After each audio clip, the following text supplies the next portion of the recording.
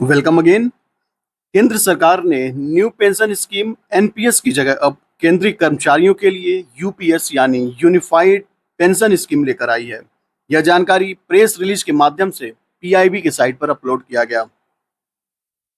UPS के माध्यम से 23 लाख केंद्रीय कर्मचारियों को फायदा होगा। कर्मचारियों के पास यूपीएस या एनपीएस दोनों में से कोई एक विकल्प चुनने का ऑप्शन रहेगा। यह चाहे तो राज्य सरकारें भी अपने राज्यों में इसका लागू कर सकती हैं, जिससे कि राज्य कर्मचारियों के लगभग 90 लाख कर्मचारियों को फायदा होने की संभावना रहेगी। सैलिएंट फीचर्स देख लेते हैं। कर्मचारियों को रिटायरमेंट के 12 महीने पहले जो उनकी बेसिक सैलरी के औसत का 50% अश्योर्ड पेंशन के रूप में दिया जाएगा, लेकिन अगर उन्होंने 25 वर्ष तक सेवा दिया हो, अगर 25 वर्ष से कम और 10 वर्ष से ज्यादा की सेवा दिया हो तो उसके आनुपातिक तौर पर पेंशन कम होगा। अगला, अगर किसी अवस्था में मृत्यु हो जाती है तो पेंशन के तौर पर 60% परिवार को दिया जाएगा। अगली बात है कि मिनिमम 10,000 रुपए का आपको पेंशन दिया जाएगा। ये तीनों पेंशन महंगाई के हिसाब से डीआर का पैसा मिलेगा, जो all India consumer price index पर आधारित होगा। ऑलराइट, किसी भी कर्मचारी को उसकी नौकरी के आखिरी 6 महीनों की सैलरी और भत्ता एक लमसम अमाउंट के तौर पर दिया जाएगा।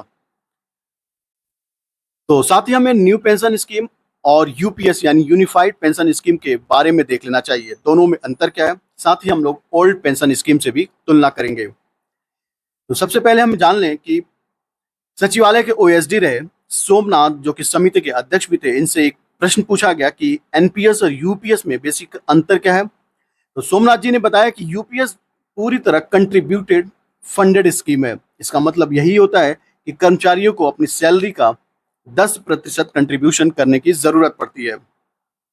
जबकि ओपीएस की बात कर लें तो ये अनफंडेड कंट्रीब्यूशनरी स्कीम थी, यानी इसमें कर्मचारियों को अपने सैलरी का किसी प्रकार का कोई कंट्रीब्यूशन नहीं करना होता था। लेकिन एनपीएस की तरह इसे बाजार के भरोसे न छोड़कर फिक्स पेंशन की अश्योरिटी थी। अभी हम जानेंगे कि एनपीएस जो है पूरी तरह बाजार के भरोसे है, यानी बाजार जैसा रिएक्ट करेगा उसके आधार पर आपको एनपीएस मिलने की सुविधा थी।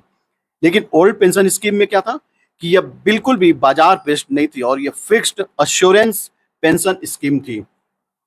यूपीएस में ओपीएस व एनपीएस दोनों तरह के लाभ शामिल हैं। अगली बात है कि न्यू पेंशन स्कीम के कर्मचारियों को अपनी सैलरी का 10% कंट्रीब्यूशन करना होता था, वहीं केंद्र सरकार 14% कंट्रीब्यूशन करती थी। लेकिन यूपीएस में अब सरकार जो है 18.5% कंट्रीब्यूशन करेगी, लेकिन कर्मचारियों का शेयर यानी कंट्रीब्यूशन 10% ही रहेगा, उसमें कोई बदलाव नहीं किया गया है। सोमनाथ ने बताया कि एनपीएस के तहत अब 2014 से रिटायर हो चुके और मार्च 2025 तक रिटायर होने वाले कर्मचारियों को भी इसका लाभ मिलेगा। जो पैसा पहले मिल चुका है या फिर फंड निकाल चुके हैं, उन्हें एडजस्ट करने के बाद उसका भुगतान किया जाएगा। सरकार के एक आकलन के मुताबिक 14% से 18.5% बढ़ाए जाने पर कंट्रीब्यूशन के 6250 करोड़ रुपए का अतिरिक्त खर्च आएगा। बहरहाल, आइए हम लोग अब तीनों में अंतर देख लेते हैं, एनपीएस, यूपीएस और ओपीएस। अब देख लेते हैं पुरानी पेंशन स्कीम और नई पेंशन स्कीम यानी ओपीएस और एनपीएस में अंतर क्या है। पुरानी पेंशन स्कीम में रिटायरमेंट के समय कर्मचारियों के वेतन की आधी राशि पेंशन के रूप में दी जाती थी। अब जो है न्यू पेंशन स्कीम में कर्मचारी की बेसिक सैलरी प्लस डीए का 10% हिस्सा कटता है। यही यूपीएस में भी है। यूपीएस में मात्र एक बदलाव किया गया है, सरकार का कंट्रीब्यूशन बढ़ा दिया गया, 14% से बढ़ाकर 18.5% कर दिया गया है। ओपीएस में पुरानी पेंशन स्कीम में पेंशन के लिए कर्मचारी के वेतन से कोई पैसा नहीं कटता था, जिसकी बात अभी हम लोगों ने किया। एनपीएस में 10% कटता है और यूपीएस में भी एज इट इज 10% कटता है। एनपीएस शेयर बाजार पर आधारित है, इसलिए सुरक्षित नहीं है, जबकि ओपीएस क्या है, यह फिक्स्ड पेंशन स्कीम है और ये पुरानी पेंशन स्कीम में भुगतान सरकार के राजकोष से होता है और नई पेंशन स्कीम में इसमें 6 महीने बाद मिलने वाले महंगाई भत्ते का प्रावधान नहीं है। इस स्कीम में 20 लाख रुपए तक की ग्रेचुइटी रकम के रूप में दी जाती है। यहाँ रिटायरमेंट के बाद निश्चित पेंशन की गारंटी नहीं होती, क्योंकि अब बाजार आधारित है, यानी मार्केट बेस्ड है। ऐसे यूपीएस भी है। अगला है ओपीएस में देख लीजिए, रिटायर्ड कर्मचारी की मृत्यु होने पर उसके परिजनों को पेंशन की राशि मिलती है। एनपीएस में शेयर बाजार पर आधारित है, इसलिए यहाँ टैक्स का भी प्रावधान किया गया है।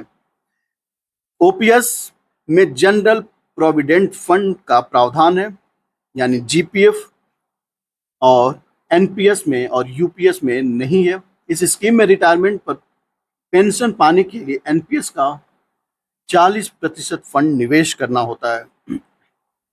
इसमें 6 महीने के बाद मिलने वाले महंगाई भत्ते का प्रावधान है, और इसमें आपने देखा कि रिटायरमेंट के पेंशन के एनपीएस का 40% निवेश करना होता है। देखिए हम लोगों ने क्या क्या देखा, ओपीएस और एनपीएस दोनों में अंतर देख लिया। एनपीएस में अगर हम केवल ये जोड़ दें कि सरकार का कंट्रीब्यूशन 14% से बढ़कर 18.5% बढ़ा दिया गया, तो वो क्या हो जाएगा, यूपीएस हो जाएगा। बाकी ज्यादा बदलाव नहीं किए गए हैं।